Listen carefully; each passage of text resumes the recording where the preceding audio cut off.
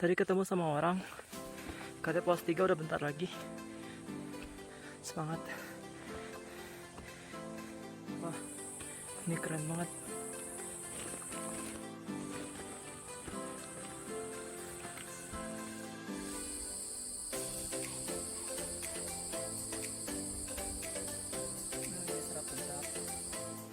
Itu pos 4 ya.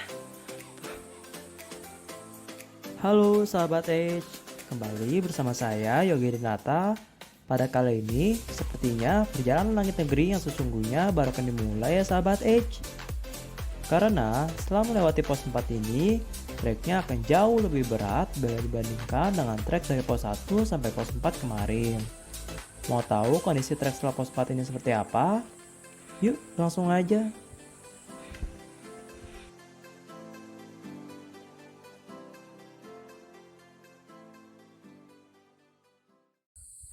Oke, udah sampai di pos 5.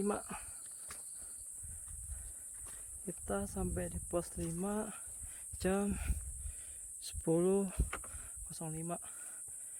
Tadi di pos 4, jalan dari pos 4 jam 9.50. Tadi 15 menit. Tuh dia pos 5 nya.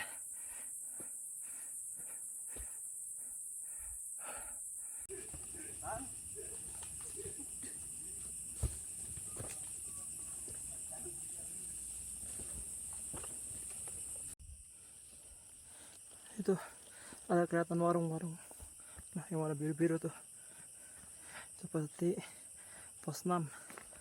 Wah. Oke, kita diriin tendanya di pos 6 aja.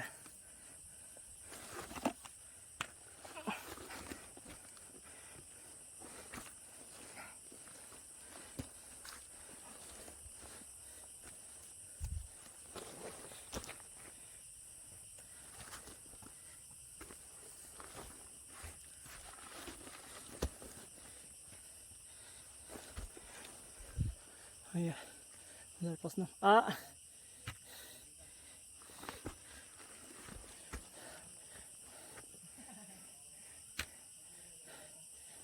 Rata-rata pada camping di pos 6 atau di puncak? Rata-rata. Pos 8 aja kalau masih siang. Ini masih jam segini bang. Tanggung bang. Oh gitu. Berapa orang?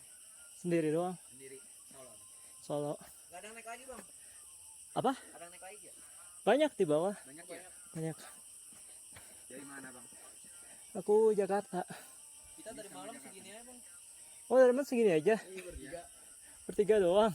Iya. Saya Oh. dari Tasik, ini dari Jakarta nih. Oh. Sahabat Edge, saya awalnya menargetkan untuk camp di pos 6 aja dan summit esok pagi. Akan tetapi, sahabat yang baru bertemu dengan saya tadi mengatakan untuk camp di pos 8 saja. Karena hari yang masih cukup terang, di mana jam juga baru menunjukkan pukul 10.35 pagi. Awalnya saya sempat ragu, karena mengingat di pos 8 itu lebih banyak si Bagas dibandingkan di pos 6 ini. Dan juga, saya tidak tahu apakah malam ini ada yang camp di pos 8 juga atau tidak. Karena saya tidak mau ambil resiko untuk camp seorang diri, apalagi di tempat yang baru pertama kali saya kunjungi. Dan saya pun sebenarnya belum pernah nge-camp sebelumnya. Malam ini bakal jadi malam pertama saya untuk camp di puncak gunung. Gak lucu kan kalau ada apa-apa dan saya seorang diri? Akan tetapi, sahabat tadi mengatakan kalau malam minggu gini sih ya biasa ramai di puncak sana. Terlebih lagi, Gunung Cikura ini kan bukan hanya via pemancar. Ada juga 2 jalur lainnya. Dan saya pun sebenarnya sempat melihat bahwa ada beberapa kelompok yang baru datang via pemancar ini di saat saya mulai mendaki. Jadi, saya pun memutuskan untuk camp di pos 8. Setelah sekitar 1,5 jam jalan, dan sepertinya masih belum tampak juga ya pos 7-nya sahabat Edge, membuat mental saya sangat down, dan tenaga saya pun sebenarnya sudah mulai habis.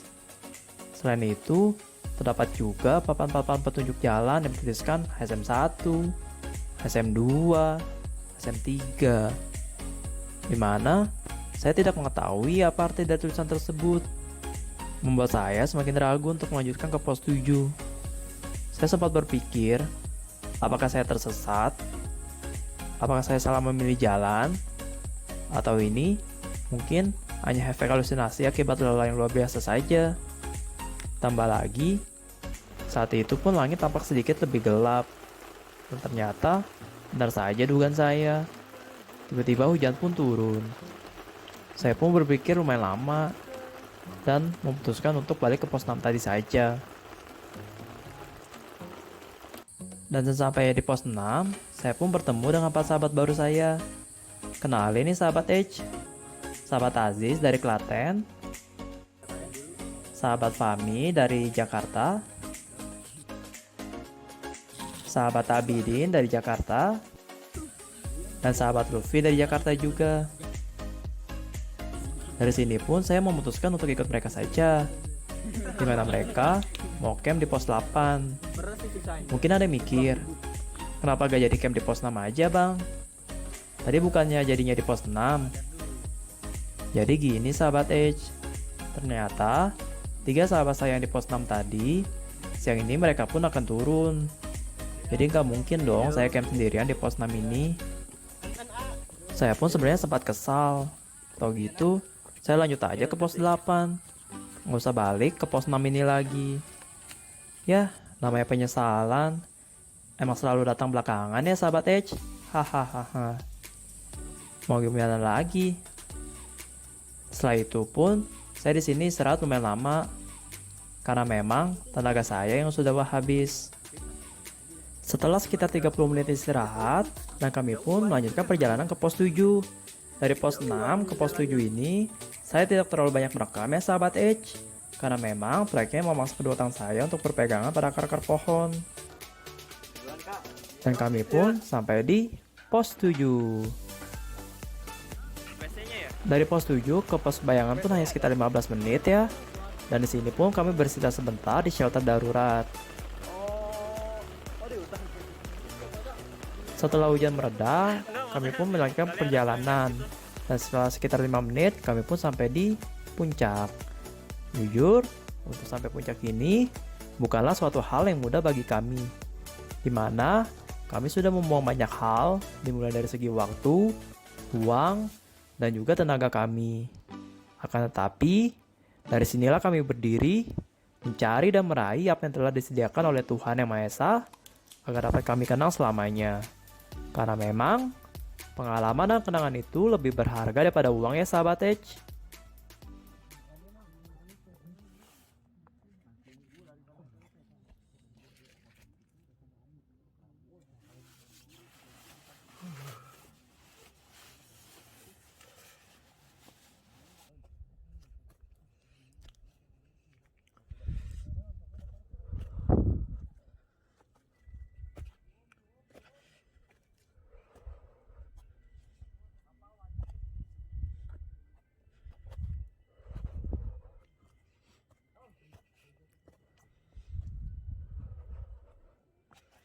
Sekarang cuacanya lagi berkabut, tebal banget. Ini kita kalau ngomong basep loh, cuma mungkin nggak terlalu kelihatan.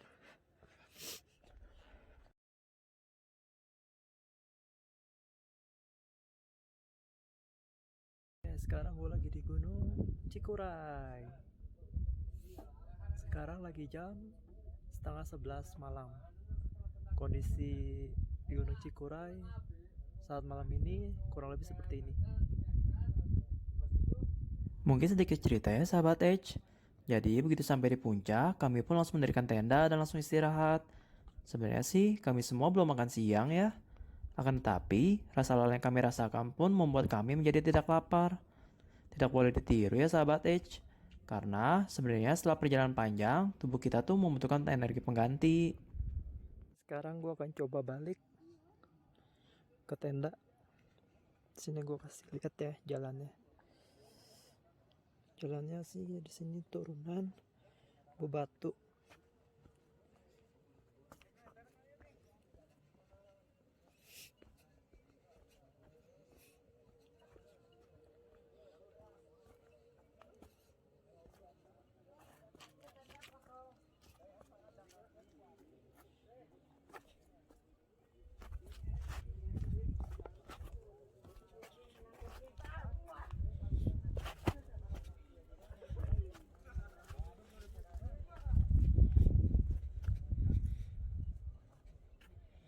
Oke.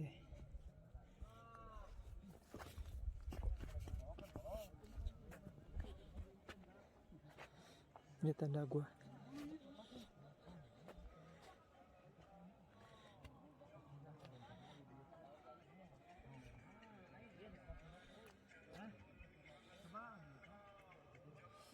Yuk kita masuk sekarang.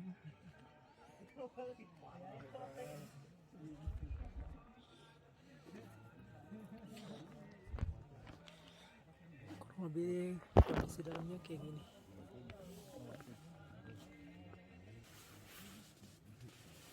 Oke gengs, sekarang gua udah balik lagi ke tenda. Ini cuacanya di tenda kalau malam hari kayak gini. Ini sekarang lagi berkabut sih, jadi kurang terlalu kelihatan. Tapi lumayan lah, keren. Mantap. Coba ya, gue kasih lihat pemandangan luar.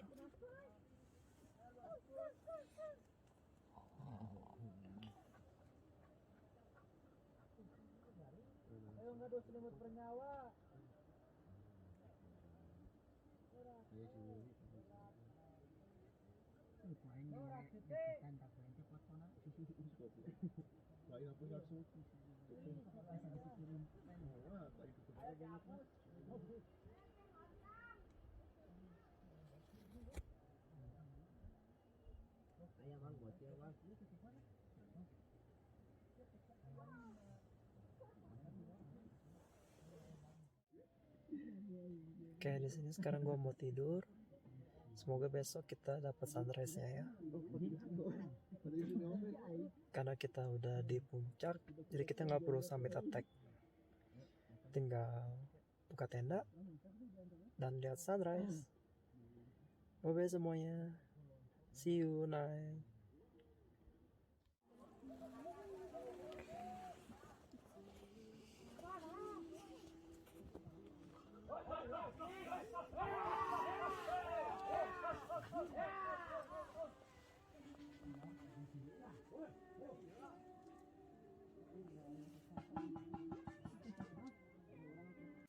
Entah kenapa, malam ini menjadi malam yang sangat panjang bagi saya, dimana rasa kantuk pun masih menyelimuti raga ini. Tetapi, rasa haru dan bahagia ketika melihat seberkas sinar fajar yang mengintip di balik luasnya cakrawala, menghangatkan bekunya bumi di kala malam yang mencapai suhu 5 derajat. Besarnya alam yang terbentang sejauh mata memandang seakan-akan menyadarkan saya bahwa berhasil mencapai puncak itu bukanlah tentang siapa yang paling cepat dan siapa yang paling hebat, melainkan untuk menunjukkan kepada kita semua bahwa betapa besarnya alam yang harus kita jaga ini. Ingatlah, sahabat Edge, kita itu bukan siapa-siapa, hanya segelintir makhluk kecil yang diciptakan untuk menjaga kelestarian alam yang sudah dititipkan ke kita ini, agar kelak generasi penerus kita tetap dapat menikmati apa yang telah kita jaga.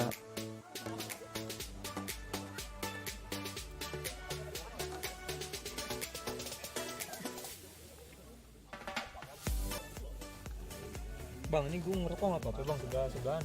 Ya nggak apa-apa. Kuat nggak masuk? Kuat. Ini kelihatan nggak ya? SMP nih. Umur lo berapa sih, Gis? Baru 19 tuh. Masa sih? Iya. Bohong lu. 16 tapi kayak tua gitu ya. Iya, Nggak kayak 16 gitu ya. kayak umur 25 lu.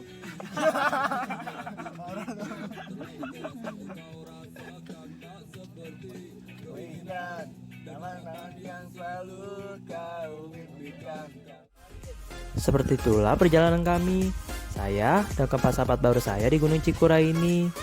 Sebenarnya masih banyak yang ingin saya ceritakan, tapi sepertinya durasi video ini udah terlalu panjang ya sahabat Edge. Gak bagus juga kalau kepanjangan.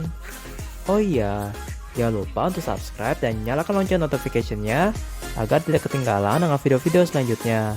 Dan juga, kalau sahabat Edge suka dengan video part 2 kali ini, boleh klik tombol like dan share-nya ya. Akhir kata, saya Yogi Denata, mohon undur diri melaporkan langsung dari langit negeri Jawa Barat. Salam dari alam untuk kita semua. Salam Excelsior.